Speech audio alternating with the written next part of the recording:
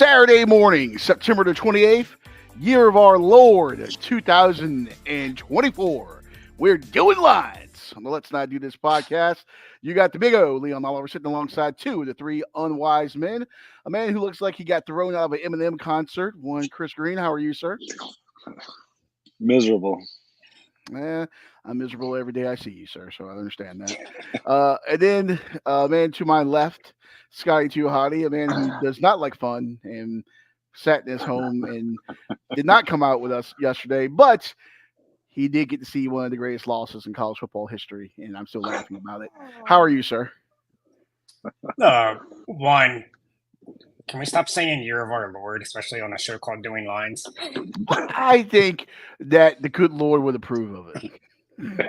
And two, I'm usually not I'll joke about games being fixed, but that shit, the ACC made a call to the command center. There's no doubt in my mind, and said, hey, we need this to be incomplete. We need Miami to win. Because how do you overturn that? Well, let's you get can't right. tell whether it's a catch or not. You can't tell. My initial thought was, my initial thought was we had two guys there. The ball couldn't have been just spinning like a top the whole time. So I thought one of our guys, worst case, it was simultaneous possession at some point, which goes to the offense. Regardless, they called it a touchdown on the field. There's zero evidence or anything that you could look at and say you can overturn that to an incomplete pass. That's why they took so long. The ACC called somebody at the command center, and I'm not even joking. Because how do you overturn that? Well, for those of you that don't know, Miami comes from behind yesterday, ends up beating Virginia Tech in what is not Coral Gables in Sunshine, Florida at the Hard Rock Stadium, 38-34, seventh-ranked Hurricanes, the ACC's best shot at a playoff team, best shot at a national champion this year. They survived the scare from the Hokies, and there was a controversial, remember the Seahawks, was it Seahawks Packers, the touchception? Remember when the referees went on strikes? Was it Packers? Yeah. Yeah, okay. Yeah, the whole touchdown. This is probably the most controversial catch since then. Maybe the whole Dez Bryant catch against Green Bay, maybe. But Virginia Tech had what looked to be a win taken away from them. This video from ESPN and shared by FanDuel on Instagram. Comes down to this. Drones lets it fly.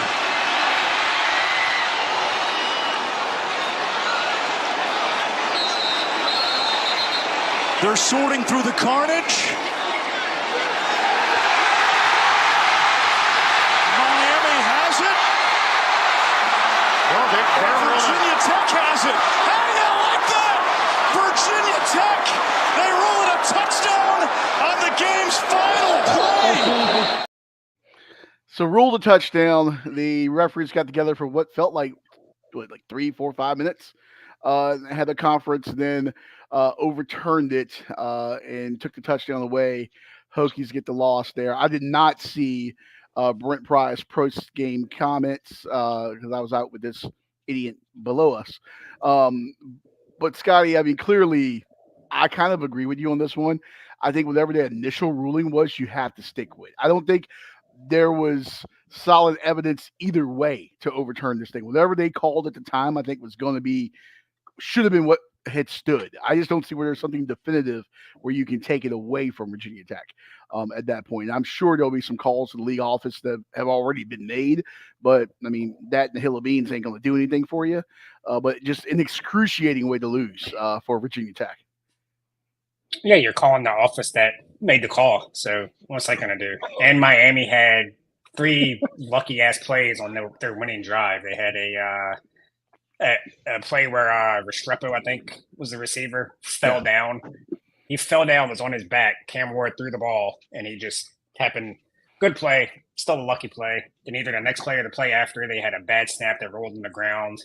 That Cam Ward was able to hand it off, and they got a good play. And then there was something. Oh, yeah, we had Cam Ward sat, and I know he's a good improviser, but this was just like he looked up and a guy just happened to be there and he did a chest pass, and that's what got them down to the 1 yard line.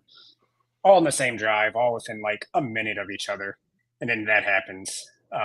Yeah, so whatever Miami does this year, put an asterisk next to their name. Chris, you were with me yesterday. Well, actually, I was with you, I guess we should say.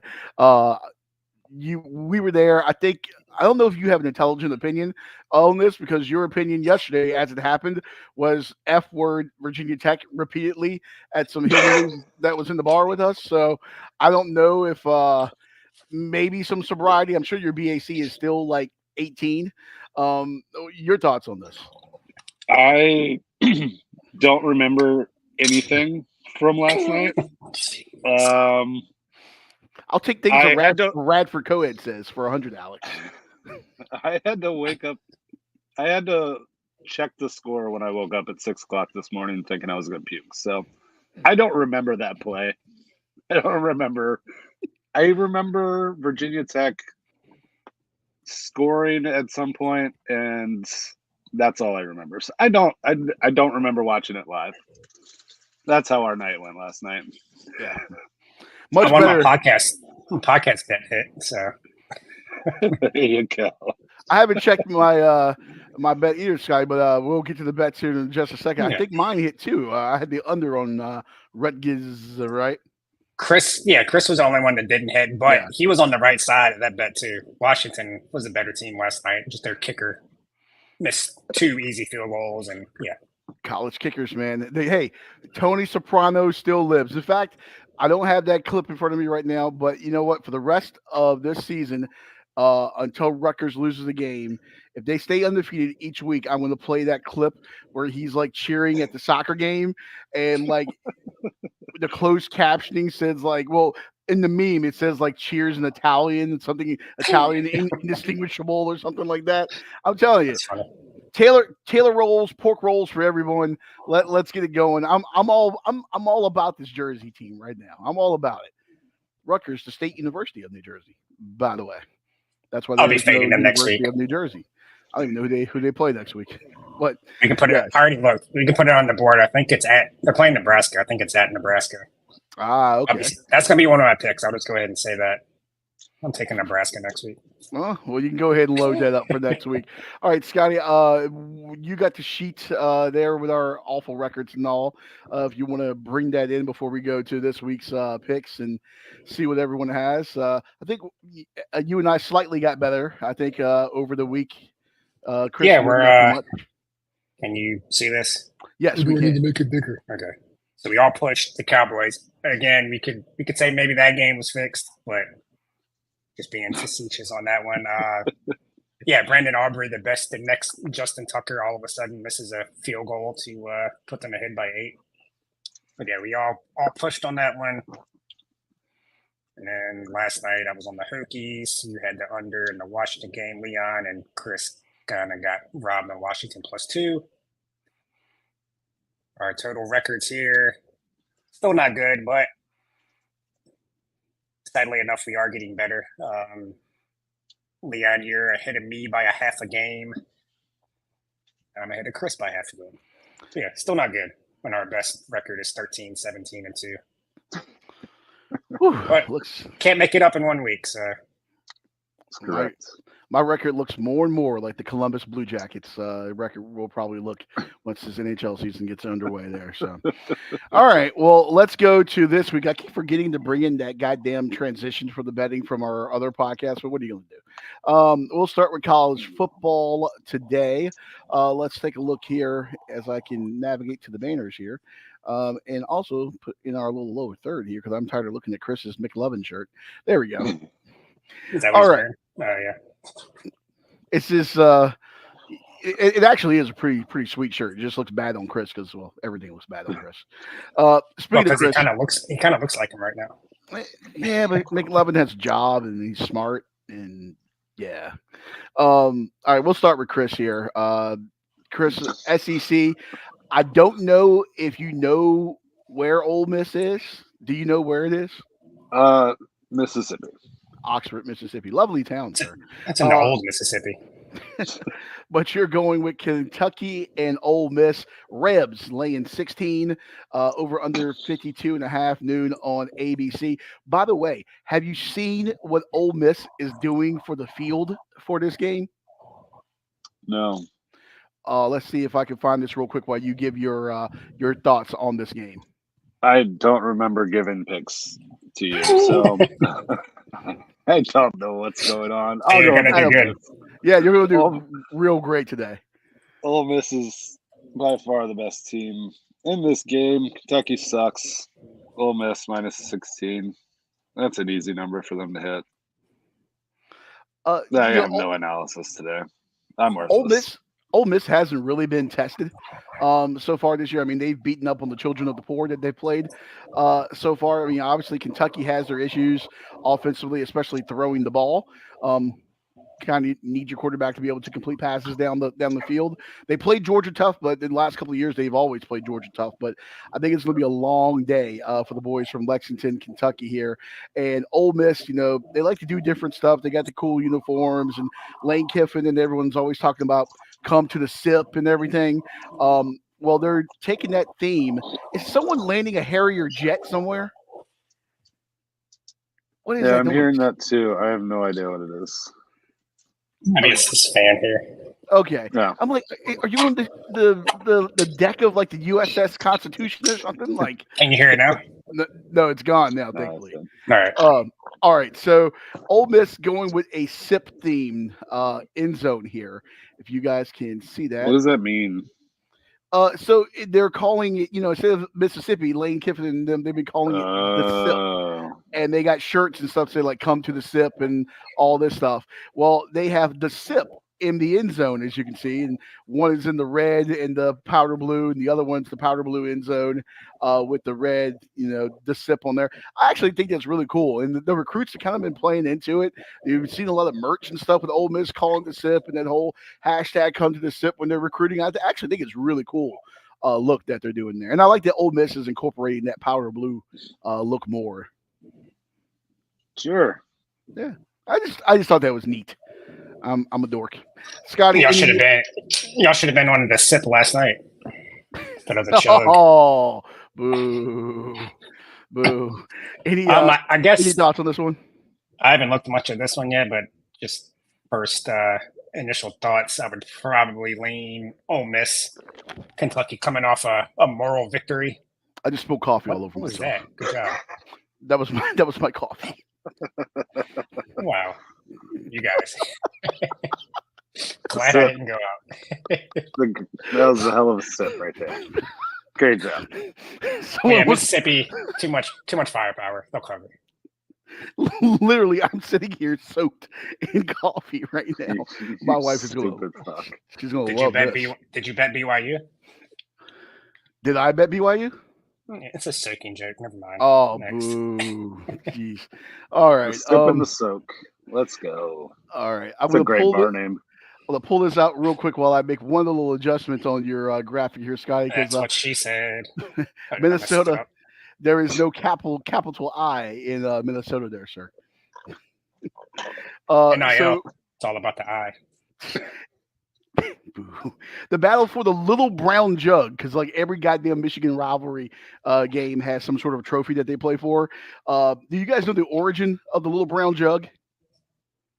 No. Sounds racist. Tell us. I'm going to shorten this story, and I forget what side was which. I think it was Minnesota was afraid that Michigan was going to poison the water. No, Michigan was afraid Minnesota was going to poison the water. This is like long time ago. So they brought a jug, and they had their own water in the jug. And, of course, they beat the shit out of Minnesota, but they left the jug. So then Minnesota was like, they called up Minnesota, was like, hey, can we get our jug back? They're like, come and beat us for it. They played for the little brown jug, and it's one of the best rivalry trophies in college football. So the little brown jug on the line as Minnesota makes a trip to Ann Arbor, taking on the 12-point Wolverines. Michigan laying 10.5, over under 34.5. This game at noon on Fox, but it's not the big noon kickoff game. They are not there.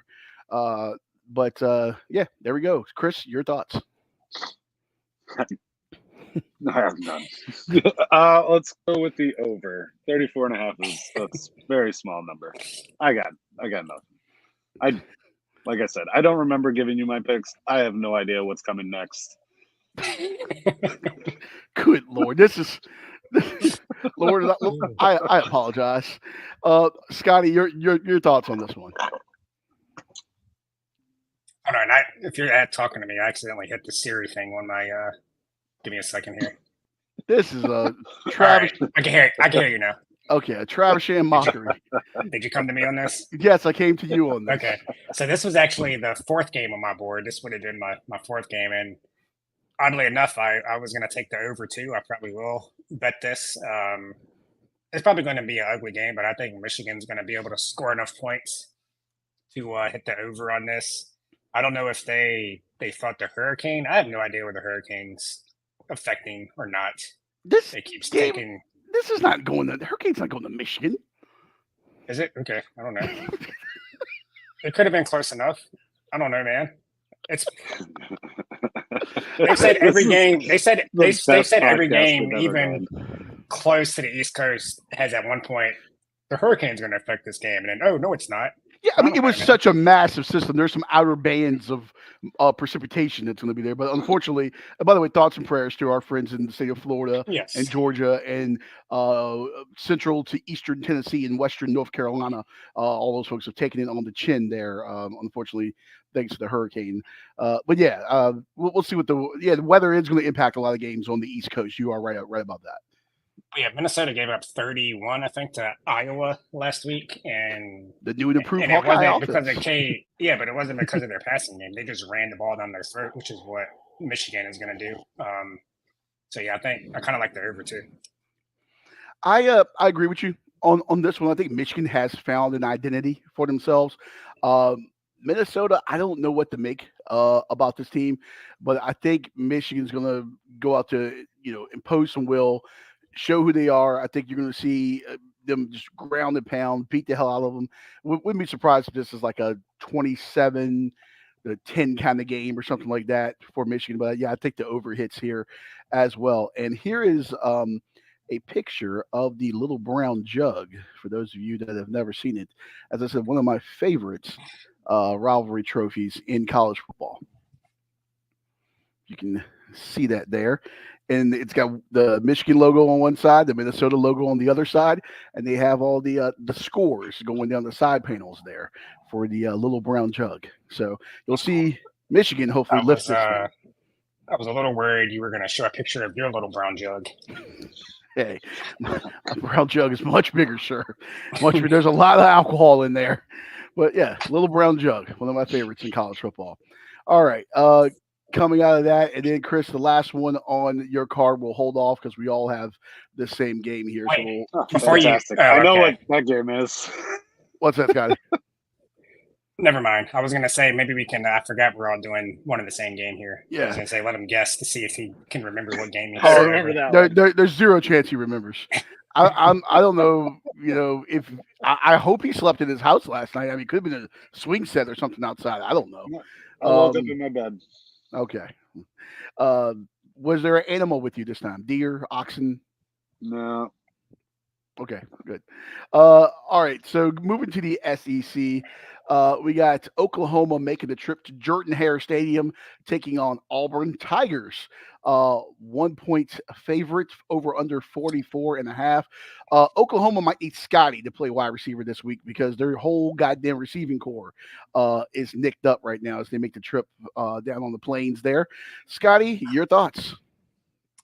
Yeah, that's one of the reasons why I am making the pick I'm making. I'm going to under 44.5 here. You mentioned all the injuries to Oklahoma's receivers. And even when they were healthy, they fit 3 of the 4 unders so far this year. And as far as Auburn, the two games they played against real teams, they went under. I don't see how either offense is going to put up enough points to hit this over. I'd be surprised if either team got the 24. Just feels like a 17-13 type of game here. So yeah, going to be an ugly game. Oklahoma shouldn't be ranked, but they do have a decent defense, as does Auburn. Auburn's going back to Peyton Thorne at quarterback, so we'll see what he can do. But yeah, ugly game. Give me the under. I would agree with you on this one. I actually bet this game last night, and I actually moved the line down a little bit and got it under 41. It's going to be not pretty. This is going to be one of those games where if this wasn't two SEC schools, you'd wonder why in the hell is anyone here or watching this game. There are probably going to be a lot of Sun Belt matchups that are more aesthetically pleasing to watch than this one. But yeah, I do like the under. Chris, do you know what state Auburn is in? It's in Alabama. Okay, there we go. What's the most famous Auburn alum? Charles Barkley. Okay, okay. Yeah, Frank Thomas, Bo Charles Jackson. Barkley, Bo Jackson. Yeah. God, do you think about it? At one point, that school weren't they all there at the same time? Jackson. It was close. It was overlapping somewhere around in there. But Yeah. you think about like that athletic department with Bo Jackson and Frank Thomas and Charles Barkley. That's disgusting. I bet those guys tore that town apart, man. Any thoughts on this guy, Chris? No. No. Okay, that's I'm fine. surprised Auburn's a favorite. That shocked me as soon as it popped up. All right, next one here. Now, this is not the whiteout game, which I've learned listening to Josh Pate show that Penn State can only use the term whiteout officially for like one game a year, and apparently it's got something to do with the NHL. It's really weird. So everyone's Not going that to surprising. everyone's going to be wearing white, and it's going to have whiteout vibes, but it's not a whiteout officially. Just going to put it out there. Brett Bielema bringing Illinois into Happy Valley. Nittany Lions right now laying 18 at home, over under 47.5. 7:30 tonight on NBC. Scotty, you're up. Yeah, this is a lot of points to play against the Illinois team, who's beat a couple ranked teams. That's why they're ranked number 19. But I'm going Penn State with the big number. I'm assuming the public's going to be on Illinois with all these points. But I just think Penn State is just a different animal at this point. They might actually have a quarterback. Their offensive coordinator was at Kansas last year and put up 500 yards on Illinois last year. So I think the offense is going to be rolling. And James Franklin apparently is aware of the point spreads and he tries to cover them. So that's another reason I could see if it's late, instead of him just running the clock out, he might try to put up some points to get that number. This came down from, I think it was at 19.5 last night, and it's come down to 18. So that's probably public money coming in on Illinois. I think Penn State is going to come out, make a statement. Illinois has been a good story. They got a good defense, but their offense is still terrible. I don't think they're that good. I think they'll get exposed a little bit today. Illinois has had some success throwing the ball, but really uncharacteristic for a Brett Bielema team to not be able to run the ball, especially not being able to run between the tackles. I mean, we've seen him do that forever at Wisconsin, and to a lesser extent when he went to Arkansas. But he's building this team in his image. They are tough. I mean, they play a gritty style of football. Penn State's got some injuries on the defensive secondary. I think KJ Winston, is out there. But one thing we've seen this year, one of the big differences is Drew Aller. Drew Aller's been just an absolute stud. He was a liability for Penn State offensively before, but I mean, he's developed into one of the better quarterbacks in the Big Ten right now. And I think he's going to make the difference. Singleton has added another dimension on the ground as well for the Nittany Lions, but I like the over on this game. I actually bet that when the line first came out. I got it early in the week. I forgot what the over was then, but I actually went with the over on this one. I feel like Illinois is going to be able to move it a little bit, especially with that banged up secondary that Penn State has. I think the Nittany Lions win and win comfortably. But you're right. James Franklin is aware of the spread. And that's one, by the way, which I love. It's one of the biggest way to keep the boosters happy too, because you want those guys donating money, and they have more money to donate if they're hitting their bets. So, hey, takes all kinds. So, yeah, I like the over 47.5 here. I'm with you, Leon. An 18-point spread and less than 48 points on the total it seems a little odd to me. So the 47.5 is a small number for Penn State. They'll probably score 40 by themselves. So I'm going with the over. I like it. And remember, it's not a whiteout officially. I don't know why I'm so obsessed with this. I went down a whiteout rabbit hole with Penn State. Me and the other Scotty day. understand why you're so obsessed with this. Yeah, we got it. Yeah. Which, by the way, Penn State's wearing alternate uniforms for this game. Okay. Okay. What What do they look like, Leon? Let's see if I can find them us. real quick here. Well, Penn State is very consistent about their uniforms. Like nothing ever really changes with them. They're wearing, I think this is the legacy generation of legacy, whatever they want to call it. Are they all white? They are not all white. If I can try to pull this picture up here. Here we go. With Wikipedia here and see, can I bring this in? I have way too many tabs open on my computer. I need an intern to pull up graphics for me. If you want to apply to be the intern, you can visit us, hit us up at let's not do this podcast.com or what's the other thing? Info at let's not do this podcast.com. Hey, if you have a studio for us, that'd be cool too. Yeah, that's very true. We will bring beer. So the uniform that's on the far right here is the one that they'll be wearing today, which is their legacy. Difference is there. You can see there's a white stripe at the sleeve. They took the TV numbers. Those numbers that are on the side.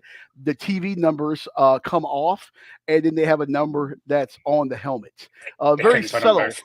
Very subtle difference. Is this Zoolander? It's the same uniform. I see what you're doing there. There's a blue stripe going down the side of the pants. And a blue stripe down the side of the pants as well. I do like these. Penn State is the best dressed team in college football, in my opinion. I love it. I love everything about the way they look. Well, them in Boston College. Boston College looks great too because I love that color scheme. I'm a nerd for stuff like that. Not the two places I would have went, but okay. All right. Next up, this game would mean a lot more if it was March, but here we are in September, almost October. We got the battle for the victory bell, North Carolina and Duke. Blue Devils right now 1.5 point favorite. I think this has been moving down. I moved it. It just moved to 1.5. Perfect. Yeah, so money is coming in right now because it was at 2.5 the other day. It dropped to 2 earlier this morning. Then you updated it right before the show. It's down to 1.5 now. Then over under 55.5. Obviously, last time out for Carolina, we saw the debacle against JMU with the Dukes dropping 70 on them. Thank you, JMU. Carolina can score. They did score, 50 in that game that they lost to JMU. So they can score. They can move the ball. They can't stop anything, apparently.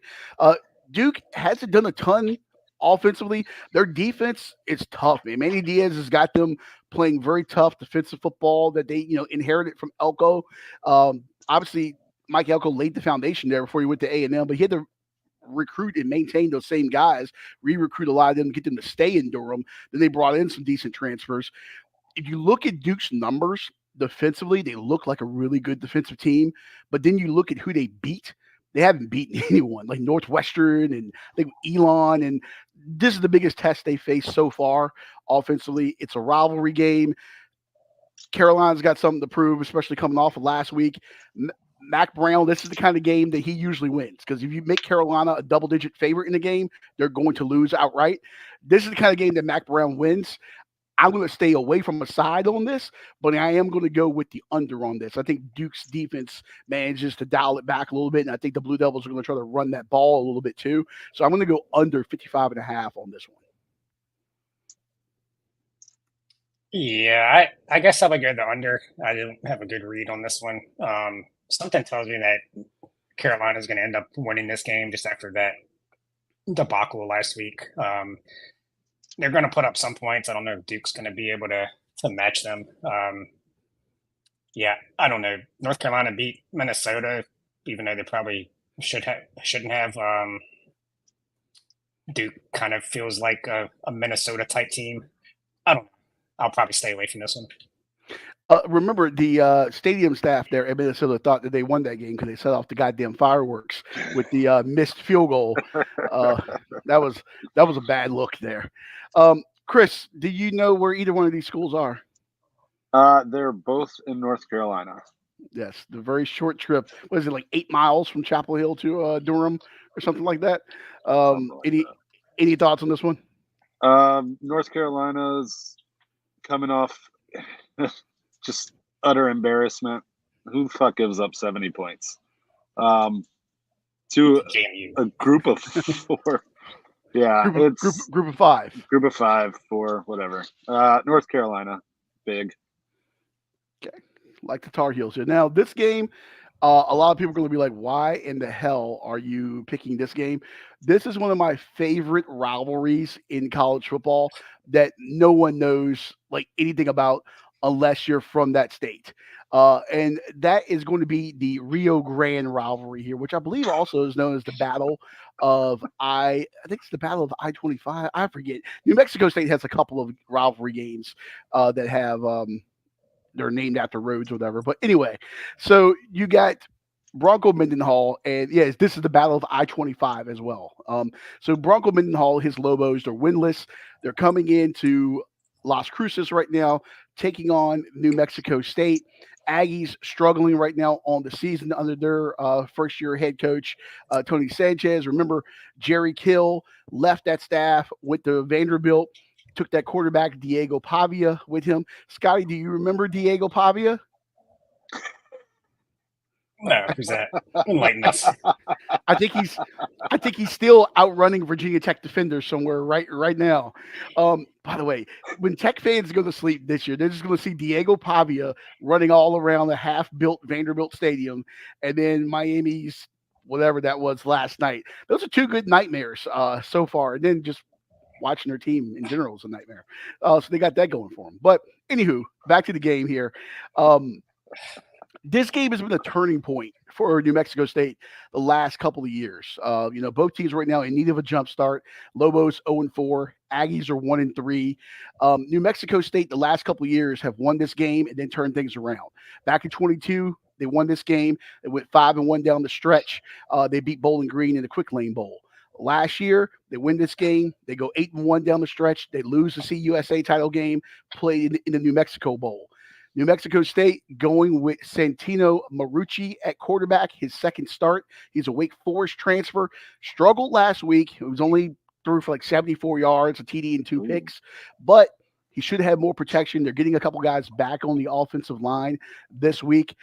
I like New Mexico State plus the 9 here, and I am going to sprinkle a little bit on them outright because I have not watched a lot of New Mexico. They looked okay in week 0, but I still don't see in a rivalry game the winless team going across state to the team that's beat you 2 years in a row and why you're favored by 9.5 points. Doesn't quite make sense to me. So I'm taking the Aggies plus the 9.5, but I will sprinkle a little bit of money on New Mexico State as well. Which one of these teams has the old UVA coach? That's New Mexico, right? With Bronco Mendenhall. Okay, yeah, then I'm on New Mexico State also. Yeah, rivalry game, home dog. I'll go with New Mexico State plus 9.5. That makes sense. Beautiful. Yeah, so you talked about how not many people know about this game. I had to actually search it on ESPN to find it because it was not coming up under the college football games. What, you don't know? You don't know what conference these two are in? Mountain West. I just went through. I had all the games up, and yeah, I couldn't find it, so I just searched New Mexico. Yeah, New Mexico's in the Mountain West, and then New Mexico State is in Conference USA. If you sneeze, I'm sure all of this will change. And by the way, New Mexico State has probably the best logo, like in sports. Pistol Pete. I'm sure you all have seen that. I don't even need to bring that up. He's got the 2 guns. He's pointing like that. How that hasn't been canceled and they haven't taken that away yet, I don't know. Because he does actually have 2 pistols in his hand in the goddamn logo, which is the best thing ever. I don't know if he like shoots them off like Yosemite Sam or something, but Pistol Pete looks great. Which he's an Aggie. They're farmers. So why does the farmer have 2 pistols and looks like he's about to rob a stagecoach in like 1836? I don't know, but it's a great logo. Yeah, some people are allowed to use guns and some aren't. You want to make a political statement there, Scotty? No. Okay. It's obviously a joke. Relax, everybody. Yeah. Calm This down. is Pistol Pete, by the way, for those of you that don't know. That's Pistol Pete. He's got the two guns. It's great. Not to be confused with Oklahoma State's Pistol Pete. But yeah, great logo. And then you have the one too where he looks like an overseer down here with the lasso. It looks like he's going to whip someone. But yeah, I can make that joke. But yeah. Which, by the way, speaking of bad logos, look up Eastern Kentucky sometime and look at that Colonel. He looks like, remember Ole Miss had Colonel Rebel, the mascot that they retired? Yeah. He looks like Colonel Rebel's more racist, sinister cousin. Like, the term getting sold down the river, I've been listening to a lot of history podcasts lately. Getting sold down the river refers to when, like, in those terrible days of slavery, when someone was bought and sent south. He looks like the kind of person that you didn't want to go to when you got sold down the river. Like, that's what the Eastern Kentucky Colonel looks like. And how that mascot's still there, I don't know. Chris, I'll buy you an Eastern Kentucky shirt. Okay. All right.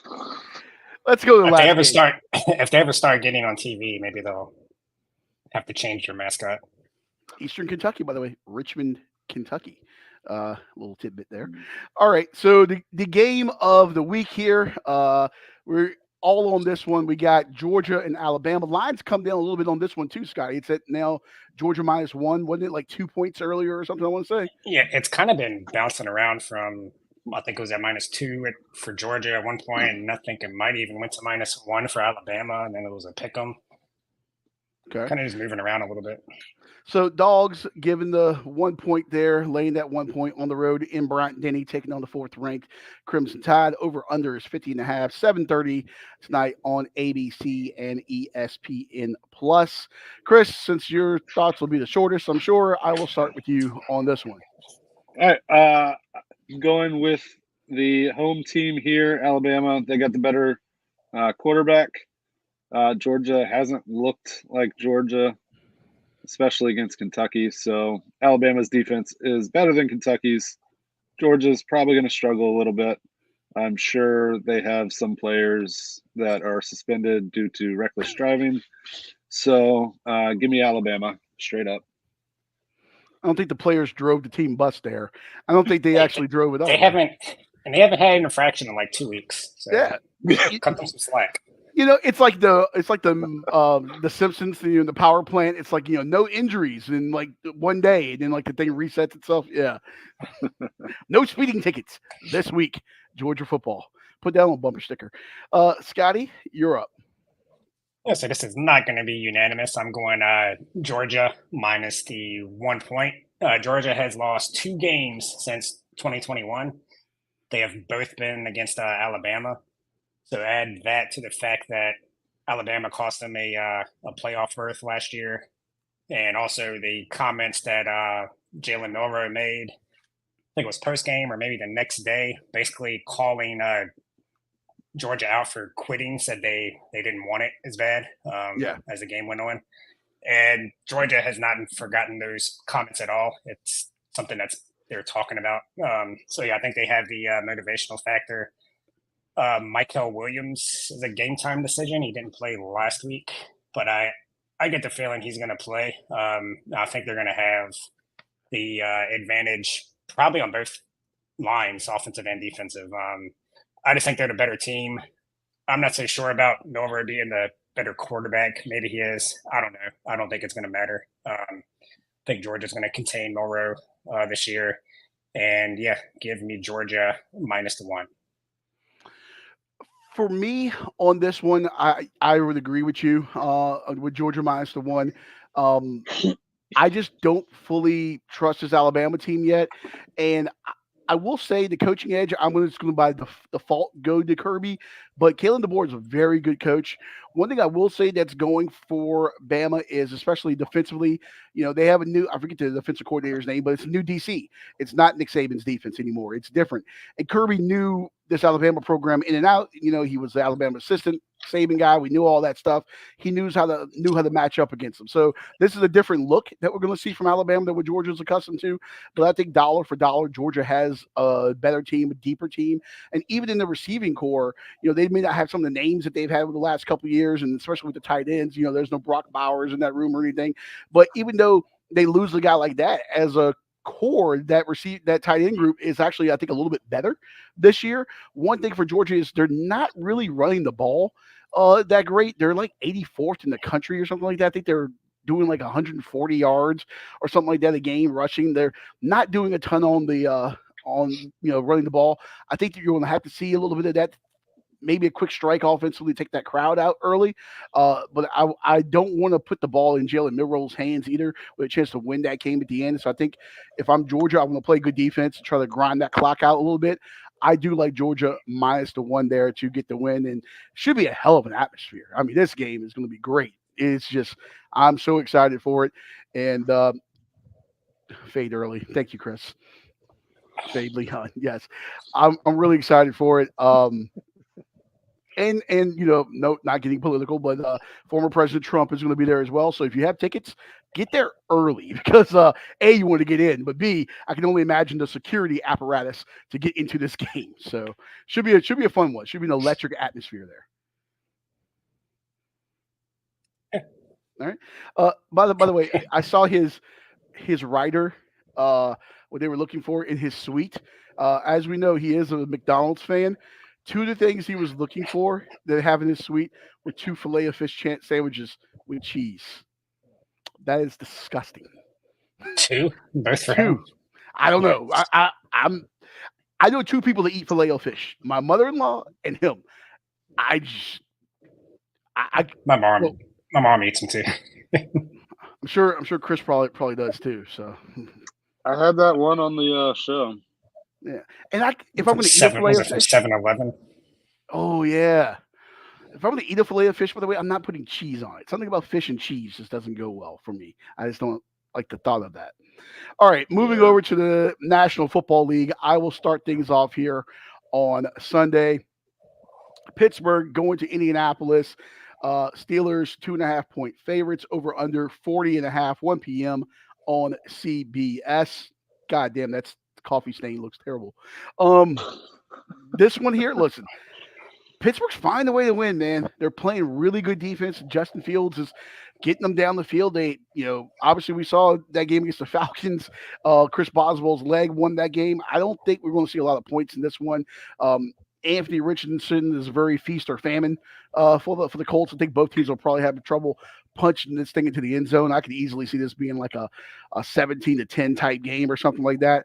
I got the under all day, every day, and I can almost guarantee you right now, TJ Watt is going to have a strip sack of Richardson in this game. You can almost just go ahead and pencil that in right now. But I'm going way under for this game.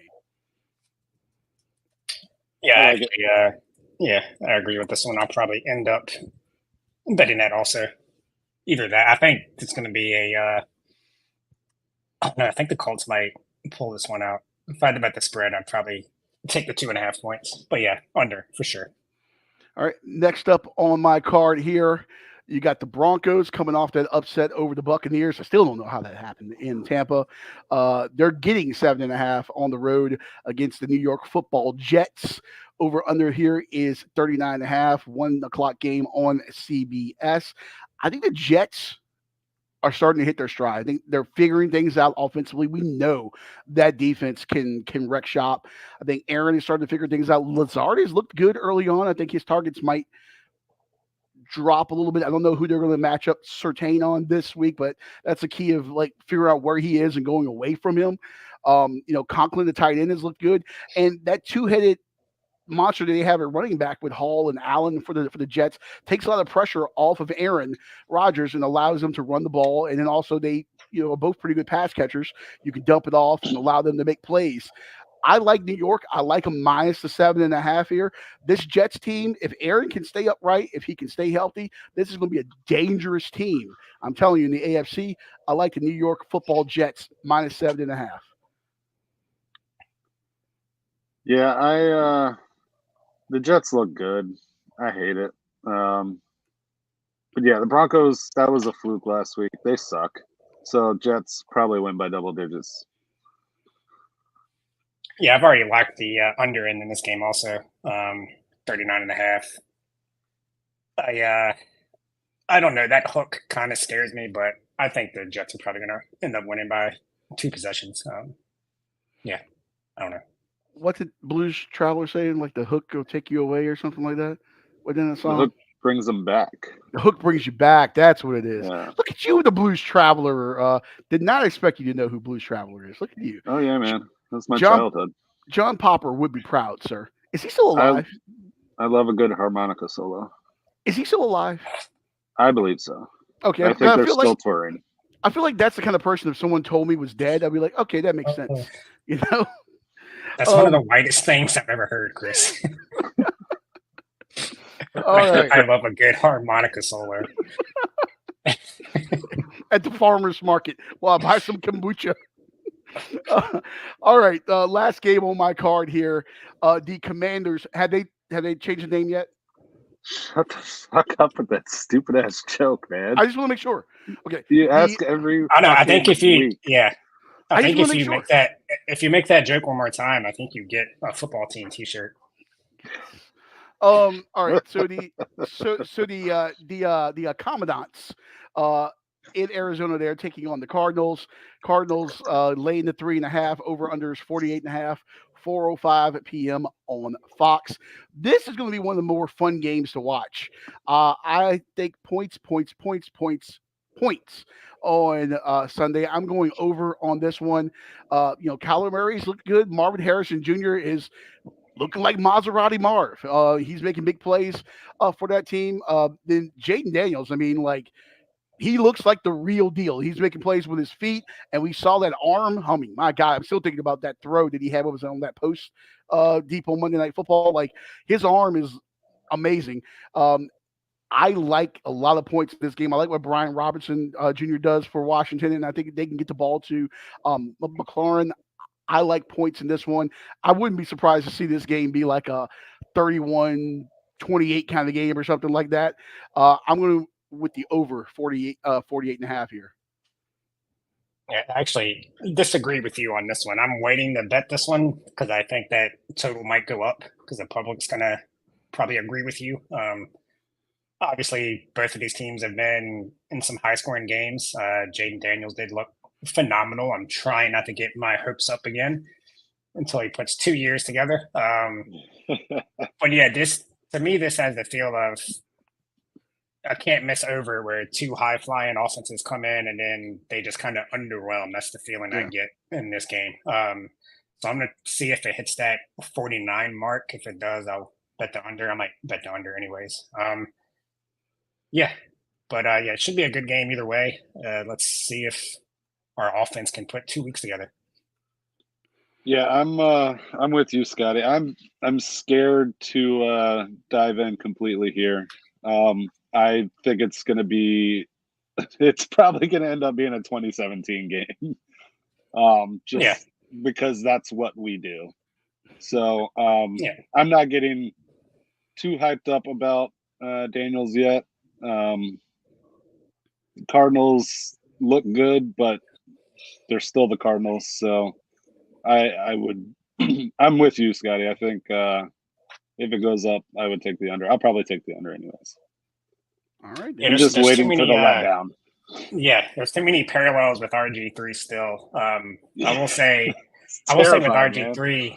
I will say with RG3 that I won't call it a gimmick offense, but it was kind of an offense that nobody's seen before. Yeah. And Daniels is making throws that NFL quarterbacks make, like Leon was saying. That last throw to McLaurin was like didn't get to step into it, put it right on the money in the back corner. So I do have a little bit of hope, but I'm not letting my hopes get too far up yet until he's gonna have to put together 2 good years before I'm fully like, all right, this is our guy. Oh, right. We just got an ACC explanation from the game last night. Oh, could you? All right, let's put the bullshit up. Or can you? I don't think you can share. I got it on my phone. It's an alert. They said the conference releases statement saying a Miami player touched the ball while out of bounds, making it an incomplete pass. No. So if we have the ball, right, that was their rolling. was we had the ball and it's a touchdown. If we have the ball, if he's out of bounds, he doesn't matter. You can't come in and touch the ball because you're out of bounds. You don't count at that point. You can't just come. A fan can't come and touch the ball and be like, oh, it's incomplete. If you're out of bounds and we've already got the ball, you don't matter. You're not in the play anymore. It's bullshit. If we were 4-0 and Miami was 2-2, that's a touchdown. I love your. You know what? I see there. Hold on, if I can bring this in here. There's a closer look of this. Give me 1 second. Yeah, if we didn't have possession yet, and somebody came from out of bounds and touched it, maybe, but no, you can't. But if it was a dual possession and the Miami player was out of bounds, then it's out of bounds, right? I think we had the ball before this, though. If you rewind a little bit, this is where this clip starts. So I think this is what they may be talking about here. Whereas you can see the ball is jostling right now, and this Miami player is laying out of his ass and back are out of bounds, and he's touched that right ball. There. Boom, you got the ball. But the ball was jostling as they came down here, and so I think they're saying as soon as this starts to jostle, and this guy has touched it while he's laying down, that's when they're going to call it a dead ball. So I and I'm sure they could. Yeah, no. Agreeing with that now.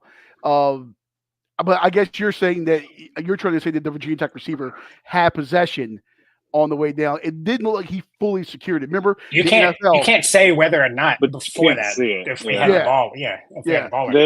When the ball pops up, it's irrelevant to me because you can't tell if we had the ball or not before that. What's the thing in the NFL? They always said like you have to survive the ground or something like that to complete the catch. Maybe they're saying that he hasn't fully completed it at that point. I don't think you can say that when our guy was laying on the ground before the ball popped up that he didn't have it. You can't see the ball. They called it a touchdown. You can't return it. It's so weird. You got robbed, and I love every second of it. It's great. Well, speaking of getting robbed, Chris, we'll go to your picks, and these are two cities where you'll probably get robbed. New Orleans on the road in Atlanta taking on the Falcons. Hey, that's a true story. My in-laws had their car broken into in Atlanta a couple weeks ago. So yeah, wow. New Orleans on the road there, Dirty Birds. By the way, Falcons going with the throwback jerseys, like the red, the black ones with the red helmet, like early 90s. One of the best looks in football. That red helmet for the Falcons, so good. But Atlanta laying the 3 points there, over under 41.5, 1 p.m. on Fox. Chris, you're up. No fucking clue why I picked this game. Two decent offenses. Saints looked like shit last week, but before that, they were rolling. Falcons, ton of talent.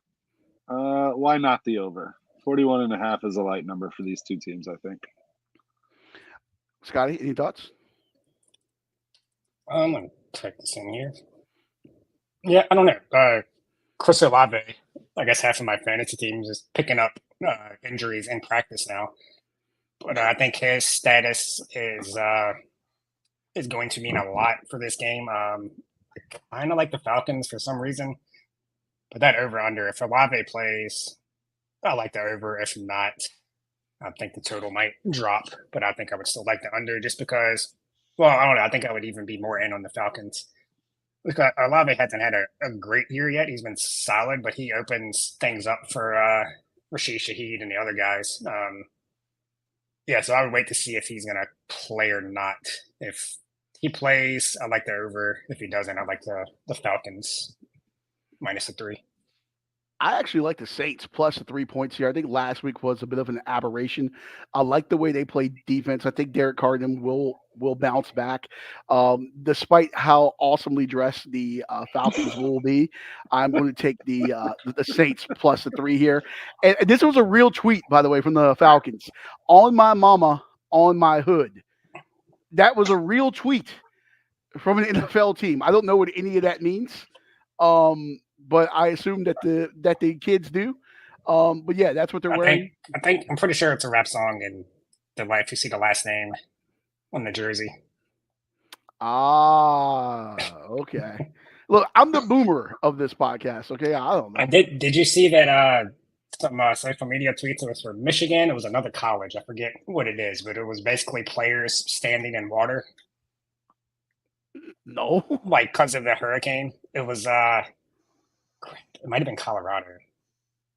One of them was like, Oh. "Beware of sharks." And Yes, like, it was Colorado because they're at UCF. That's where Big Noon Kickoff is today. Colorado at UCF, which both programs, I guess, fighting over the title of Transfer U because I mean they both are very high in the transfer portal. But yes, there was a Colorado player that was like standing in some water or whatever. I'll pull it up while Chris is getting his next game here. but Michigan had a similar one, and then they both got deleted. Jesus I Christ! think Yeah, I remember you showing me that last night, Leon. yeah, like you just That might be the last thing I remember from last night. you gotta think about these things before you put them out there. You know. All right, the Battle of Andy Dalton. Bengals getting a lane 4.5 on the road in Carolina. Plenty of good tickets still available to see the Carolina Panthers. Over under 46.5, 1 p.m. on Fox there. Andy Dalton revenge game. Let's go. What Chris. the fuck was I thinking last night? Why would I'm I on this pick game too, so fucking game? Jesus. Andy Dalton is still a decent quarterback. With that being said, Bengals roll. Joe Burrow, way too good. Jamar Chase. Panthers suck. So Bengals minus 4.5. Scotty, since you have this on your card, you can go ahead and give your pick here. sadly, I agree with drunk Chris once again. It's never good. Andy Dalton's going to turn back into Andy Dalton. I don't care about the revenge game. The Bengals have to be desperate. The offense looked good. T. Higgins is back. He didn't put up many numbers last week, but I still think he looked good. He should have had a touchdown, but Burrow overthrew him a little bit in the end zone. Yeah, this is a get-right game for the Bengals. The Panthers aren't putting up 38 points. Yeah, Dalton, like I said, is turning back into a pumpkin, and I think the Bengals win by double digits. Is that a ginger joke? What's that? Is that a ginger joke?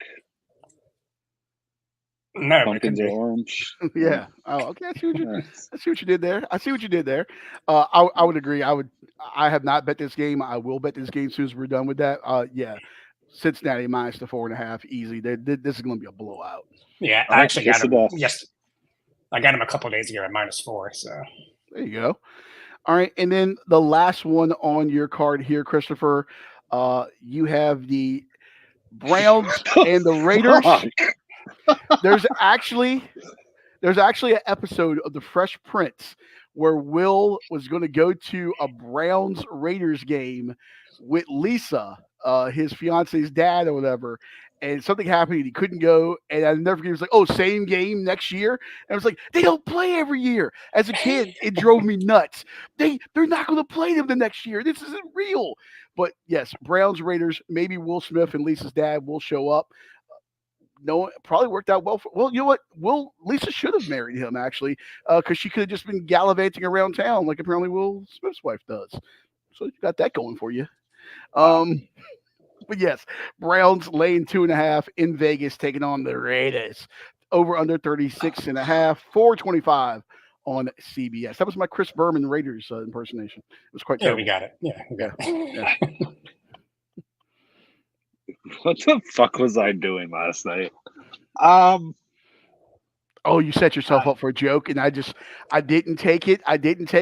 Oh God, you set yourself. You know what? I'm going to do it. Do you have a child? When that child was conceived, I would imagine she probably said the same thing. What the fuck was I doing last night? And now you have a child. Probably. Yeah. And it involved Brown. God. I need my buttons. I need my drops. Yes. Chris, Browns laying the 2.5. Raiders at home. Why not? Raiders plus 2.5. I'm ashamed of myself. This game is gross. I Yeah, have not really looked at this. What the fuck was wrong with me? Cleveland, for whatever reason, will not bench Deshaun Watson, despite their struggles. Maybe Ford finally gets into the end zone this week for them. I think a lot of people have been riding his touchdown props for Cleveland. Something's got to happen. The only reason to watch this game is Max Crosby and Devontae Adams. Other than that, there's no reason whatsoever to watch this game. This might be the worst quarterbacking matchup this week. Deshaun Watson and Gardner Minshew. It's just awful. Yeah. Someone has to score. Someone has to score. I'm going to go with the over. Hopefully, it's not Deshaun in Las Vegas. Hopefully, they can keep him on a short leash and not let him out and about, because that's dangerous for the citizens of Las Vegas. So I'm going to go with over 36 just because everything is screaming go with the under. I'm going to go with the over. This game is on my card too, and it's pretty hilarious that you said the only reason to watch this is for Devontae Adams and Max Crosby, because neither one of them are playing this week. They both been ruled out. I did not know that. Well, shit. There's no reason to watch this game then. So I actually bet the Browns -2 right before them two were rolled out. Somebody else was rolled out too. I can't remember. And I don't think they've made a decision on quarterback yet. Aiden O'Connell could be starting. I think he's probably a better quarterback at this point. But yeah, I'm going Browns. Just moved to 2.5 for sake of the podcast. I'll take the 2.5. Yeah, the best two players for the Raiders are out. The Browns are going to be able to run the ball on the Raiders. Their run defense is terrible. Now they're not going to have a pass rush. If Deshaun Watson can sit back there and have time, he can be serviceable. I think he's going to be able to put up some points. Yeah, very ugly game, but the Browns are going to win this one. They're going to cover. Deshaun can be serviceable. That's a and joke serviced. there to be made. Yeah, he likes being serviced. Yeah. Whether you want to service him or not, he likes being serviced. I know he likes laying. Allegedly. I know he likes laying on his back, but I don't think that's going to happen much today or tomorrow. You know what? If I'm the Raiders, I just take a shuttle. I just get a shuttle from the Browns hotel and I send them out to what's that place? The Cat House that was on HBO out in the desert. It was like a couple hours away from Vegas. Just send them out there, get a massage. Maybe he'll miss the game. It's like Barrett Robbins when the Raiders were in the Super Bowl and that center went missing in like Mexico. Yeah, just do that. And did you get Jameis? Did we have a Jameis against Aiden O'Connell or Gardner Minshew matchup? The hilarity would be great. This would be like America's Most Funniest Home Video football version of watching this. I'm going to go ahead and switch with my newfound information that the Raiders' only two reasons the franchise still exists are out. I'm going to go ahead and get on that Cleveland -2.5 as well. Newfound information. I reserve the right to John Kerry flip-flop with the newfound information here. Yeah, I'm sticking with the Raiders. Yeah. Shout out to my fantasy team. There we go. All right. Devontae Adams and Chris Olave. And then, Scotty, we've hit 2/3 of your card here. The last one here, the how soon will Doug Peterson get fired game. Jaguars getting 6 points on the road at the Houston Texans. Over under is 45.5, 1 p.m. on CBS. Yeah, the Jaguars are 0-3. Trevor Lawrence looks terrible. Texans should be in line for a bounce back after getting blown out last week at Minnesota. But given all this, I'm still taking the Jaguars plus the 6. Houston, they just don't really blow teams away. They haven't won by more than – if you go back to week 8 of last year, they haven't won by more than 6. They did one time against Tennessee, who was terrible last year. So, yeah, they play close games. The road team has won the last 5 matchups in this series. So I don't necessarily, I think the Jaguars could win this game, but either way, I think it's going to be a 1-possession, 3-4 point game. Give me the Jaguars. Ugly bet, but I think it's the right bet. Give me them plus the 6. I agree with you on this one. I looked at that same stat about Houston. Just something about them. They don't have that killer instinct where they can just step on someone's neck and put you away. They're always going to kind of have you in the game. Jacksonville has to figure out things at some point. Like, Trevor Lawrence can't be this bad. This offense has too many pieces where it can't be this bad. I don't know if they get the outright win, but I think they will keep it interesting, mainly because I think Houston will keep them in the game and keep it interesting. I do like them plus the 6. If Doug Peterson loses this game, how high is that seat? Oh, he's going to get fired. There's no doubt about it. Do you think it's after this game? Do you think they wait a little bit? At what point does Shad Khan pull the trigger? Because remember, before the season, he said this is the most talented, the best Jacksonville team that they've had. And now they're sitting here 0-3, maybe facing down 0-4. At what point do you hit the eject button?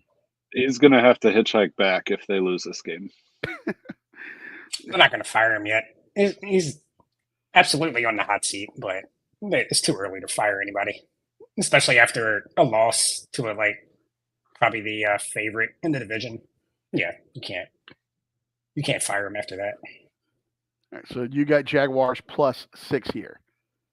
Yes. Alrighty. All right, and then we have our underdog parlay of the week here. Oh yeah. Don't remember this either. I'm excited to find out who I picked. Well, we were all thinking along the same route here because we went with short name schools here. So UAB, the Blazers of Alabama Birmingham. Scotty, you had this one? Yeah. Another week of had a hard time really finding a underdog I like outright. I just went with this one. UAB is playing at home against the Navy. Yeah, they're coming off a bye. It gives them an extra week to kind of prepare for that triple option or whatever you call that offense that Navy runs. Yeah, I don't know. Like I said, I didn't really have a good feel for underdogs this week, but why not pick against a service academy when they're favored? You never know how those games are really going to go. Navy did have kind of a crazy game last week against Memphis, 100 total points. Memphis recovered an onside kick, had a chance to win at the end, and then had a pick 6. Yeah, why not? Give me UAB. I'm going to go ahead and clip that. Why not pick against the service academy? And I'm going to send that to the CIA or something. And it's like, can we bring back, what was it, in World War II or something, the House Un-American Activities Committee? I'm going to send that to them and the ghost of Joseph McCarthy. And it was like, I have a list of 231 Communist Party members. Now I'm going to go ahead and put Scotty's name on that list. He just said, why not pick against the service academy? I just want to let you know, Navy, I back you, except for when you play Army or Air Force. But Sky's rolling with UAB. So, okay. So, I mean, what you just said was worse. What? So they're your third favorite military branch. Is that what you're saying? Oh yes, without a doubt. Listen, I am an Army guy. I'm an Army guy through and through. Okay, and then you have the Air Force Academy after that, and then Navy brings up the rear there, and that's okay. That's okay.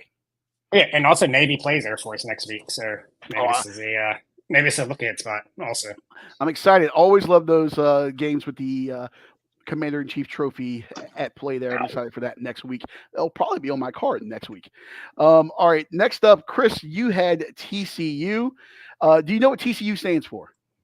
Texas Christian University. Boom! Look at that, Fort Worth, Texas. Which, by the way, I worked a Virginia, I think it was TCU game. I want to say it was 2009, 2010 maybe. It was the game where the Cavalier actually fell off the horse. The horse bucked and kicked the Cavalier off. I remember being on the sideline for that. But when the TCU dance team came in, and Aaron Andrews was at this game, and Aaron Andrews was Aaron Andrews back then, literally everyone on the sideline just stopped and turned and looked at the TCU dance team coming in. TCU is everything Texas should be. I love them. Go Horned Frogs, except for last week. But you're riding the Frogs here. Yeah, I don't even know who they're playing. So, Jesus Christ! What's the game? TCU is on the road at Kansas, taking on the homeless Jayhawks, who are playing at Arrowhead Stadium. So Kansas playing another game in the state of Missouri because their stadium's being renovated. But I digress. Yeah. Well, I like this pick more than any of my other picks. So go TCU. Do you know who Liv Moods is on Twitter? No. She's like a betting, I don't know if you call her analyst, but she was either a TCU cheerleader or a dancer back in the day. She's with FanDuel now. Okay. But yeah, TCU Showgirls, man. They probably the best cheerleading squad in the country there. All right, so then I'm going to continue the religious theme here, and I'm going to go with my Storm and Mormon friends. BYU, by the way, another religious battle. BYU in Baylor, taking on in Waco, taking on the Bears. The Branch Davidians will not be at this game. I think they're all gone. BYU Baylor, maybe they'll have a prayer or something after the game. I'm not quite sure. I'm going with the Mormons. BYU, number 22 team in the country. You're telling me they're a dog on the road at Baylor? Someone must know something that I don't know. Coaching matchup, though, I will take Kalani Sitake over Dave Aranda any day of the week. BYU just finds a way to win each week. This team is gritty. I love the way that they play. I like Sitake. This team in Utah, when that holy war is this year, that might be the game to decide the Big 12. This potentially could be a playoff team. I really like BYU, so I'm going with the Cougs plus 135 here. Add those three together, you're looking at plus 1153. Scotty, you put $100, which Chris has never seen in his life. You put $100 on this game. What do you win? On this parlay, what do you win?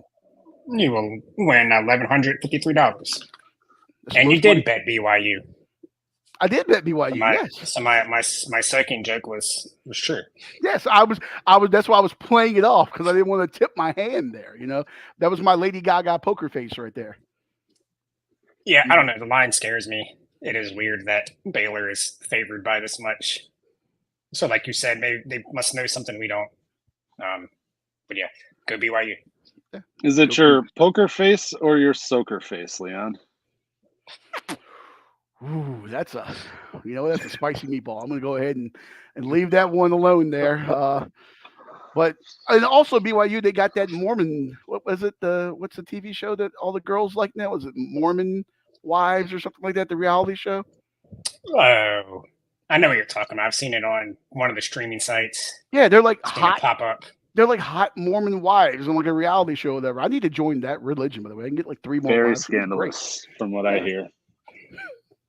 Just be like Mitt Romney, put the dog on top of the car. I don't know what to do. They got the magic underwear. I don't know what's going on. Mormon friends, I love you all. What? You never heard about that? No. The magic underwear? No. I have homework for everyone watching this show. Look up magic underwear and Mormons. Just look it up. There's a whole thing. I'm not going to incur the wrath of the LDS Church. I don't need you all coming after me. I am not a missionary. I am not an individual in some remote Pacific island. You don't need to convert me. I am a friend of yours. I do like you. But yes. All right. You said it. Before I get myself canceled or executed by Mormons, Scotty, get us out of here, please, with some music. Oh yeah, like and subscribe. We forgot to tell you again. Like, share, comment.